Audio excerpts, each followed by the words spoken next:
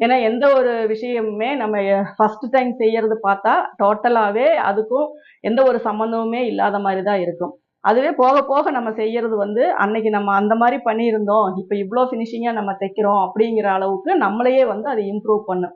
இது நீங்க இதுக்காக தனிப்பட்ட முயற்சி எதுவுமே நீங்க எடுக்க தேவையில்ல.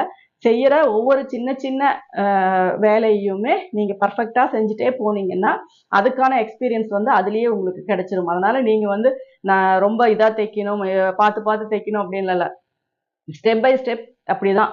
இது இது மாரி இது தைக்கணும். இந்த அளவுக்கு இங்க கிளாத் விடணும். இந்த அளவுக்கு இங்க ஸ்டிச்சிங் விடணும் அப்படிங்கிறத மட்டுமே நீங்க பார்த்து பார்த்து கவனிச்சு தைச்சீங்கன்னாவே போதும். அப்போ வந்து பிகினர்ஸா இருக்க உங்களுக்கு நான் சொல்ற அட்வைஸ் அப்படிங்கிறது இதுதான். சீக்கிரம் தைக்கணும் அப்படிங்கிறத விட, ஃபிட்டிங்காவும் அத வந்து ஃபினிஷிங்காவும் நம்ம தைக்கணும். அப்போ நம்ம ஸ்டெப் ஸ்டெப்பா ஒரு நாளைக்கு உங்களால என்ன பண்ண முடியுதோ அத பண்ணுங்க. அப்ப 2வது நாள்